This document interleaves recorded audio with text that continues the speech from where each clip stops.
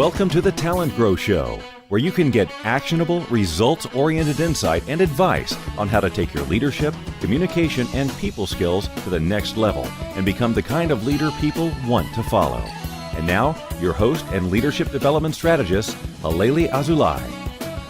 Welcome back, Talent Growers. This is Halelly Azulay here at TalentGrow. I'm your leadership development strategist, and another episode of the TalentGrow Show, this time with my guest, Hile Rutledge, president of OKA and one of America's most respected trainers in both the Myers-Briggs Type Indicator and the EQI, or Emotional Intelligence Assessment Instrument. He was a mentor of mine. I learned a lot from him, and I can't wait for you to also learn from him all about emotional intelligence, the way in which we measure it, behavior cocktails, that you can use to make yourself a better leader and more emotionally intelligent, and a very actionable tip that he recommends that if everyone takes, the world will be a better place. How's that? World change as a result of listening to the TalentGrow Show. Check it out. Welcome back, Talent Growers. This is Halelly Azulay, and I'm here with a friend and a colleague and a mentor, Hile Rutledge. He is president of OKA, one of America's most respected trainers in both the Myers-Briggs Type Indicator, also known as MBTI, and the EQI, which is an emotional intelligence assessment, and many, many other assessments. He's the author of the MBTI introduction book, the EQ workbook, the 4 Temperaments workbook, and co-author of the bestseller Type Talk at Work, which I use as a reference a lot. It's a great book, as well as the creator of OKA online tutorials, videos, and many other publications and training tools. And he is a master practitioner with MBTI, EQI. He has trained so many people. And in fact, he is the guy who certified me in both of those instruments. So I've had the pleasure of working with Hile and knowing Hile for a lot of years. Hile, I don't know if you realize, but we first met when I was in your workshop in 2003. Which I do remember that. Yes. You sat over by the windows.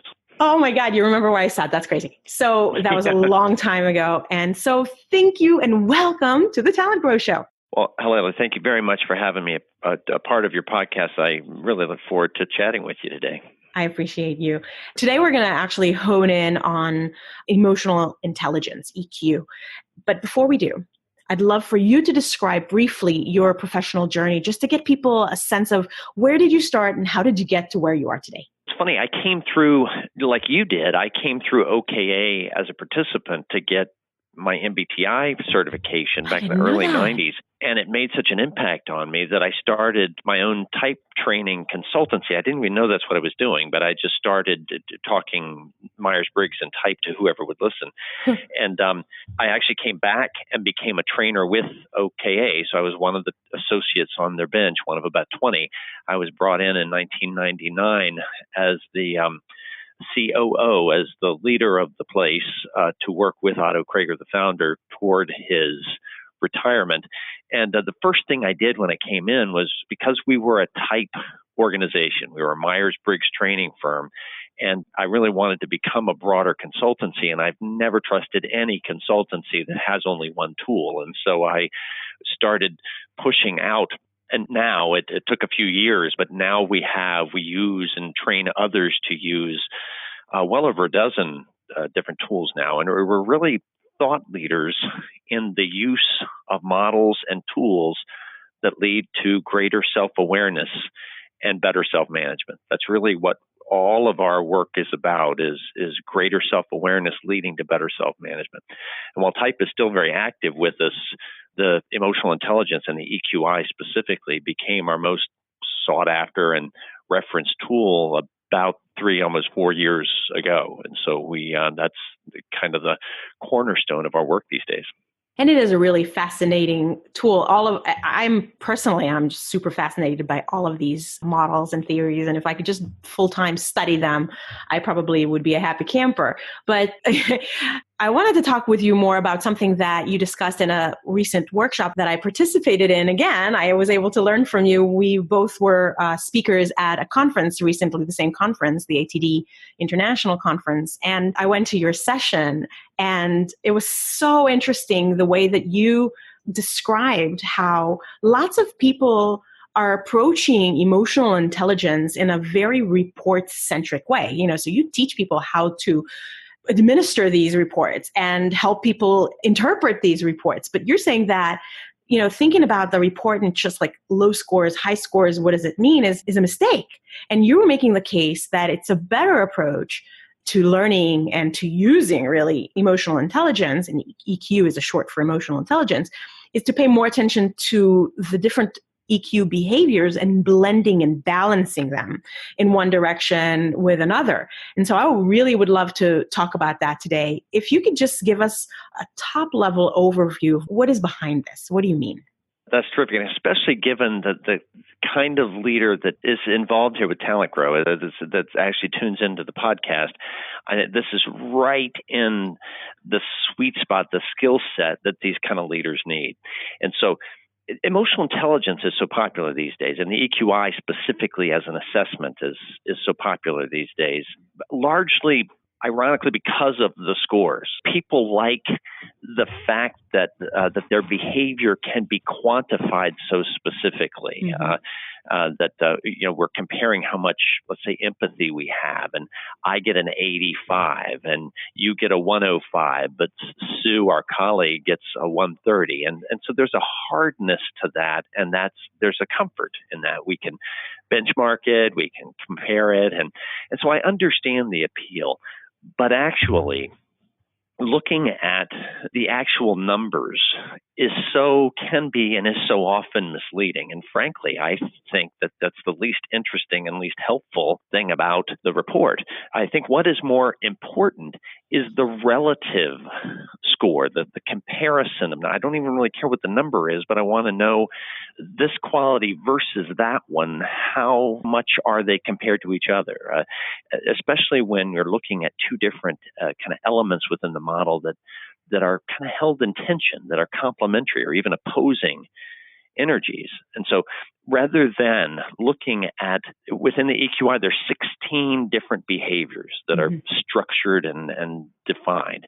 And rather than looking at each behavior as if it is a silo and putting a score on it and then comparing it to the average person walking down the street, I think it is better to actually look at combinations of elements, the mixing and matching them, seeing the tensions in them. In fact, what I've come lately to talk about mixing a cocktail, although we're talking about a cocktail of behaviors, a little of this, a little of that. And when mixed just right, just like a good cocktail, it could be just the thing you need to, in that meeting or in this difficult conversation that you're having, or to manage yourself in any given situation. So it's that mixing and matching, blending, and of behavioral cocktails that I think is where the gold is in this tool. Are the cocktails different for different people? In other words, is there sort of a one recipe that we all should strive for, or is it more contextual and situational or individual? So interesting. So not only, that's a great question. Is it different for different people? It's different for the same person, topic to topic or group to group. Let's get specific for a minute. Let's say, like, one of there are two elements that we'll start with within the EQI model. One is independence. Now, independence is your ability, your tendency to be self-directed in your thinking and in your feeling, having an inner compass that points to true north in terms of what you want, what you believe, what you value, and so you can go in one direction even if the group is going in another. So independence. Okay. Now, there's another element within the model that's interpersonal relationship. Now, interpersonal relationship is the degree to which you can craft and nurture a relationship within which trust and compassion reside. So it's building and nurturing a relationship that builds and grows trust and compassion. And so these are two different and very important elements, and they're complementary. Independence really defines itself as me within myself. So me alone, whereas interpersonal relationship really defines myself in relationship to you, the degree to which I connect with and care about you. Mm-hmm. And so I care less about what number you got for either of those. I'm interested in comparing them to each other to see when you come at me, when you engage me, do you come to this meeting or do you come to this conversation with more independence, more energy about standing alone, or more energy about connecting to and relating to me? And so back to your question a few minutes ago about, and it might be that you, in general, in life, have more interpersonal relationship energy than independence, and I have more independence than interpersonal relationships. So perhaps we can look at people's kind of consistency over time. And that's an interesting thing to look at. But even within you as a manager may very well have to stand up in front of a group, and what you need most in that moment is independence. You need to hold your ground and have a sense of the truth and the direction you want, even in the face of the group coming back at you in disagreement. And so you need your independence more than anything else right there. But then you could pivot, and a few moments later, and what you need is to cut some slack, to craft some trust, to show some vulnerability, so that people will like you and trust you. Now, and that's a different skill. So you might need to toggle back and forth. And so not only is this a way of comparing people to each other, this is a way of it's a skill set when you get the blends right, to be able to shift from the needs of this moment to the needs of this next team engagement, to the needs of this conflict I have to enter later on this afternoon. So that's this idea of kind of blending, shifting, and mixing the cocktails. Okay. And I have to tell folks, if you ever get a chance to see Hiles speak, he is so engaging and funny.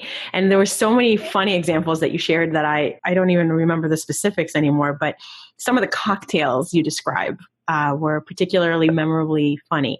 So we don't have to talk about what's funny, but I'd love for you to describe a couple of the cocktails and tell us what's important for us to take away from knowing those. Another kind of cocktail that's pretty interesting and really relevant, really juicy for leaders to think about, is the relationship between independence. Now, we talked about that one, and assertiveness. So assertiveness is another element within this model. Assertiveness is the degree to which you will put your ideas, your thoughts, your needs and opinions out in the world, even when so doing is going to invite a little pushback. It's going to create some conflict or pushback, even when doing so is not easy. So putting a stake in the ground and defending it. Now that is, and in many people's eyes and minds, independence and assertiveness are related. They're cousins. And they frequently travel together. They treat independence is your internal knowing, your internal belief, your autonomous attachment to what you want, need, or feel. Now, assertiveness is your voice, is you're actually doing something about that, is you're actually saying it and coming out in the world and acting on that belief. So you can easily see how they're connected or can be. Yeah. But what's interesting is to look at the blend of the cocktail of these two, because if you, let's say I come at the world with more independence than I have assertiveness.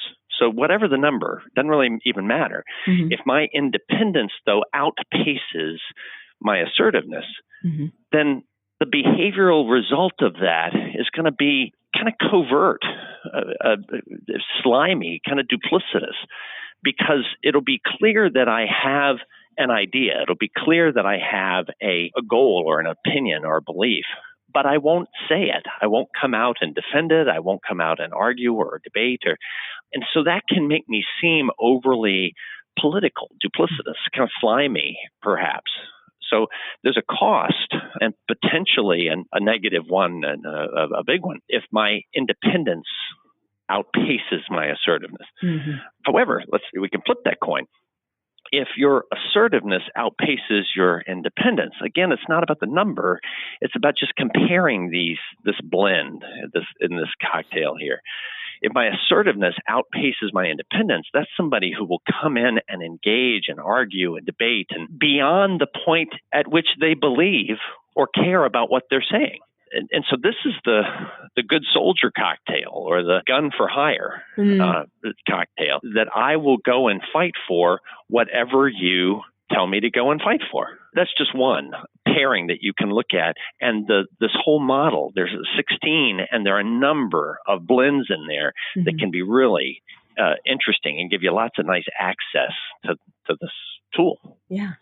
There are top 3, I think you were speaking about during your workshop. Big 3. I forget how you described it.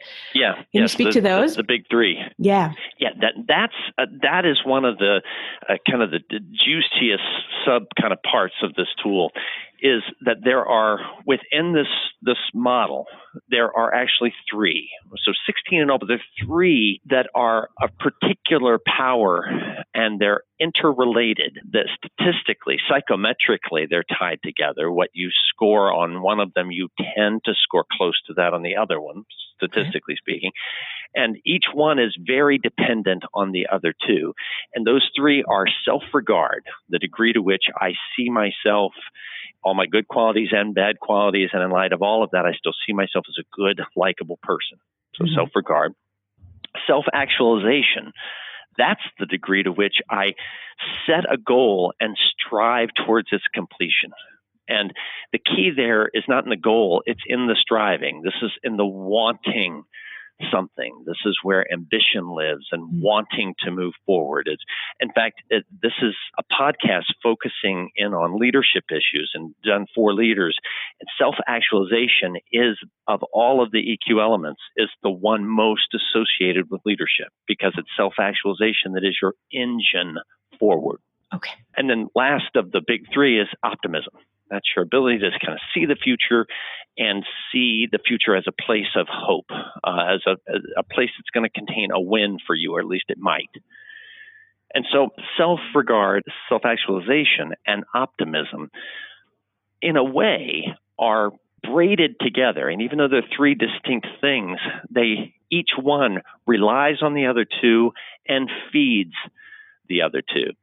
And the idea being that whatever, like for instance, if my optimism is low, well then I look to the future and I don't see a win there. In fact, the future seems pretty dim, pretty bleak, and as a result, I don't try. So that my self-actualization is pulled downwardly. Why would I strive if I already can see the future and I know it won't work out? We know through research that nothing affects negatively my self-regard more than my not achieving any goals. So, of course, I'm not going to achieve a goal if I don't even try. My self-regard takes a hit. And with low self-regard, I see the future as being even more burdensome. And so the 3 of those can have this downward spiral, each pulling the other one like crabs in a pot, downwardly. Yeah. But that can flip the other way as well, though. If my optimism is high, so I look to the future and I see that the future might work for me, so therefore the door is open for me to try. It makes sense for me to strive and give it a shot. And we know through research also that nothing affects my self-regard better, more positively, than my setting a goal and striving towards its completion. And so if I set a goal and I strive and I get it and I feel better about myself, which makes me feel better about my future self, optimism. And then, so all 3 of those as a blend can work upwardly too. One of the things I look at first when I look at the EQI is to look at the big 3, self-regard, self-actualization, and optimism. And not only do I want to see them, the scores on the higher end, it really helps if that's true, but I take a look at the tension between the blend of the 3 of them, because they almost work together to create a foundation for our kind of well-being in general. Interesting. So it's almost like a vicious or a virtuous cycle, depending on which direction they're moving in. Yes, exactly. In fact, one of the things is that the idea of if it's negative, it does become vicious, and the idea is, how do we break this? How do we stop this? Yeah. What you want to do is actually create that virtuous cycle so that you can create some some momentum. Effectively working EQ really does create this positive self-feeding energy forward. So let's dig in on that a little bit, and let's just say, okay, I'm a leader. I have a sense, or I get an actual report that shows me that in relationship, all of those scores are low compared to one another, or that one is particularly like. What am I looking for as a sign? And then, more importantly, what should I do? And so here's the key. And now you don't need to come to OKA, to my facility, to be taught this, but good EQ training will teach you that while the tool is effective and rich, it's too much. It's just too much data. 16 elements and all of these kind of combinations. It can be overwhelming when you first see it. So the challenge is to help people realize, so what's working well for you? And everybody has something that's working well. Whereas maybe it's a high score, maybe it's something that I feel like I can do, I understand it. And so let's find 2 or 3 things that are strengths that are working for you. And then of the 15 elements here that we're going to focus in on, what are the 2 or 3 with which you struggle? Now, this could be, I got a low score in them. It could be that I'm particularly dependent upon it for my job, and it doesn't come easily to me. So there are lots of reasons we could help to choose it, but let's pick one to the exclusion of the others. Let's pick one. And so maybe that's impulse control, my ability to kind of hold my tongue and resist doing something. Maybe this is empathy, the degree to which I connect and pay attention to, show sensitivity to you. Whatever that is, I'm going to pick 1 or 2 and then pull those on board. And now let's actually engage some activities. We teach you a lot, and part of the training is teaching you how to even come up with more on your own. But activities that will actually work that. So let's say, Lily, you and I were working together, and you decided you wanted to work on your empathy. Mm-hmm. And so what we would do is focus in on finding some actions that actually reinforce that empathy, just like going to the gym and working a particular set of machines to target a muscle group that needed to be rehabbed or developed. The same thing is true of empathy. Let's come up with actually things that you can do to make that actionable, to get muscle memory at being more empathic. And what that is not slogans on just be nice to people, and embrace the world. We're actually looking at, I am going to do this particular action with John in the meeting on Tuesday, and let's actually practice that. What's that going to look like? What's that going to sound like? And so you get very behavioral, very tactical. And here's the cool thing is that if I'm only working empathy, maybe I had lots of stuff that I could / should have worked on, but we're only targeting empathy here. And so that feels doable. But coach, behind the curtain, that even though we're working namely on empathy, one of the elements very close to empathy in the model is interpersonal relationship. We talked about that, building trust and compassion. So it turns out our working on empathy is also going to exercise my interpersonal relationship and yield benefits there. By the way, our doing this, we're setting a goal and working on that goal. So self-actualization takes a jump up, which, by the way, directly feeds self-regard and boosts my optimism. And there are even other elements that we won't get into here, but my doing anything is going to exercise behind the curtain multiple EQ elements. That means even though we're looking at only improving this one thing, I actually have this ripple effect on my behavior across the board. And so it's not that it's easy work, right, but this is a tool that can actually produce noticeable results in a hurry, which is also nice for leaders to have. And I really like what I'm hearing in there, especially because when you describe the big 3, they sound a little bit esoteric and even a little bit woo. Maybe if you're talking to a very kind of tactical leader or somebody who really wants to, just get in the weeds, or let's be very applied about this, and you're going to talk to me about self-actualization and self-regard, forget it.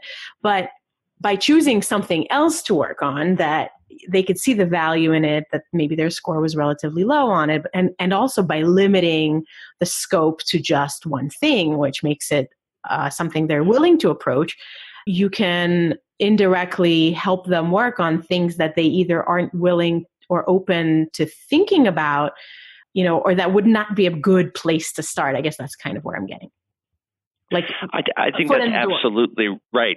Yeah, I think that that's a really sharp thing to notice, that that sometimes we can have such a hard time grabbing some of these, like self-regard. That can be such a sensitive place. If I don't think I'm worthy, I'm not smart enough, I don't like myself or my body or my contributions, and that's such a sensitive thing to touch and look at and talk about. Well, so instead, let's ignore that. Actually, you coach aren't ignoring it, but it's not in our conversation.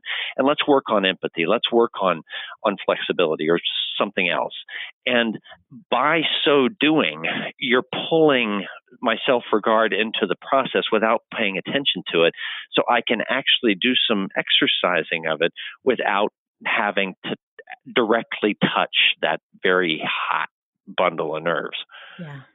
I love it. Yeah. So what do you think is the biggest opportunity for leaders using this kind of an approach to development? Actually, I think using this tool and this approach to this tool means, and some people are disappointed at first to hear this, but if we're de-emphasizing the actual, what I'm about to say, that if we're de-emphasizing the actual score, what that actually means is that there is no perfect score. Sometimes people enter into this tool wanting to know, so what's the highest score I can get without it being too high? Because what I really want is a gold star. I want something that shows that I'm done, that I'm really cool. And while that I totally understand the motivation, this really isn't a tool that does this. If we're talking about blending and flexing and the mixing the cocktail, but being able to flex the cocktail from person to person and space to space, what that means is that everybody always has something to work on. Because it's about balance, I'm never finished, because I have a beautiful balanced conversation with you, but then I turn around and deal with an employee and actually I mix the wrong cocktail. And so that is very empowering, but it also means that we always have work to do. Yeah. And so I think that is a great insight, but it and some people are encouraged and empowered by that and also feel exhausted by that. Yeah. And that's our lives as leaders. Well, yeah. I mean, gosh, sometimes it is hard to recognize how complex life in general is. And certainly being a leader is one of the most complex jobs you could possibly want or not want. Interesting. Thank you. We could talk about this for hours and hours, but I know we need to start wrapping up. So before you share one really specific and very actionable tip with our listeners, what's something that's exciting on your horizon? What's got you energized these days? Well, actually, and it grows out of not only an issue that is alive in our businesses and our business world today, but it's alive in our nation and I think in our world. We seem to be so, as people, we seem to be so entrenched in our own bubbles these days. Social media has made that even worse. We seek out the news we want. We hang around and live and work with people who are far more like us than not. We're really in our bubble. Yeah. And so it's becoming one of my personal drives to pop people's bubbles, and more specifically to encourage people to pop their own. And from an EQ perspective, there are 4 elements, and I won't go real deeply into them, but there are 4 elements within the model whose job it is to bring us information, to input new data. There's emotional self-awareness, empathy, reality testing, and flexibility. 4 specific elements that are specifically about gathering data and change.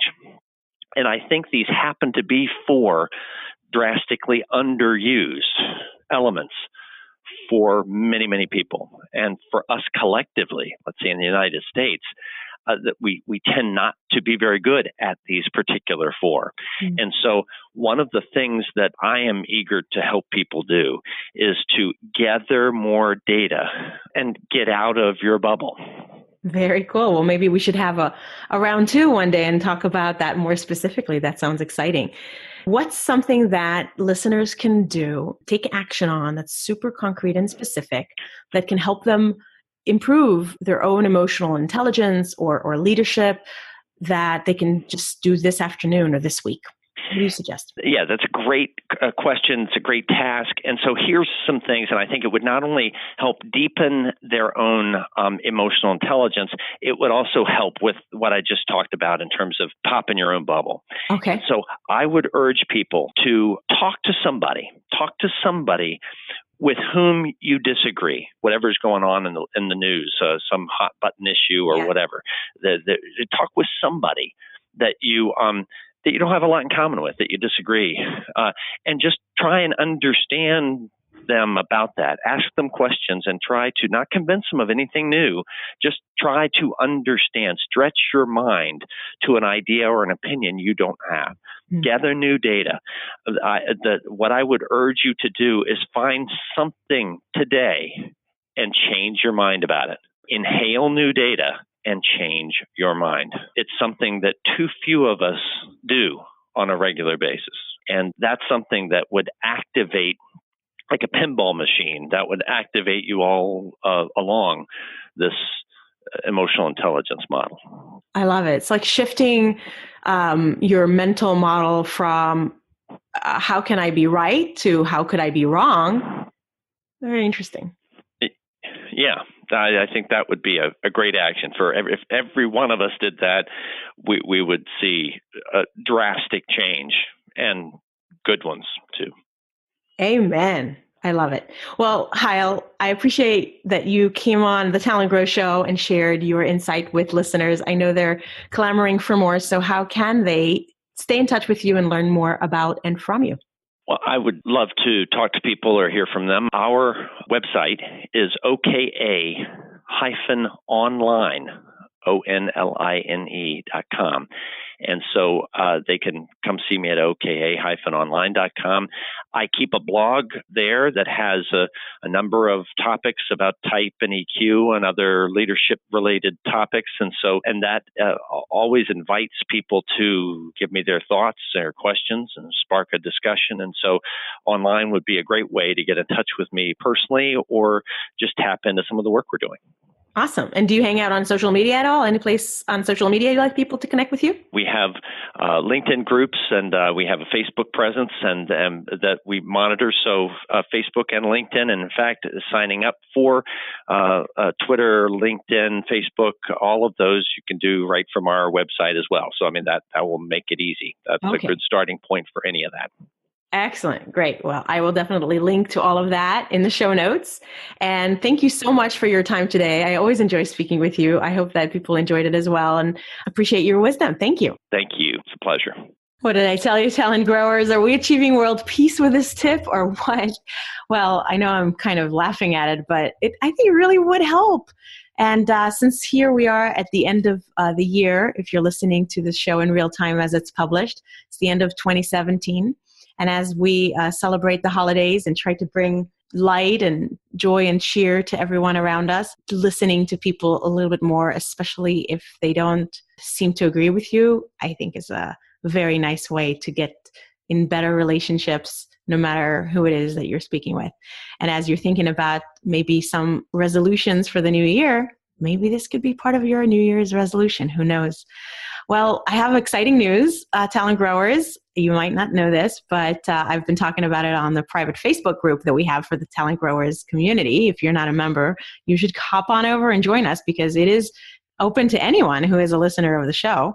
And I did tell everyone there that I am planning to move to a weekly podcast format in 2018. So right now I publish on the second and fourth Tuesday of every month, and we're going to move to every Tuesday. Every Tuesday you can get an episode of the TalentGrow Show to listen to. I hope that if you haven't already, that you subscribe so that way you never miss an episode, and that you download my free 10 Mistakes That Leaders Make tool so that you can avoid making those mistakes and also stay in touch with me via my exciting, informal, funny and fun and useful newsletter every week. I wish you a very happy new year coming up. Happy holidays. I'm so thankful that you are here and listening to me and on this journey with me. And until the next time, make today great.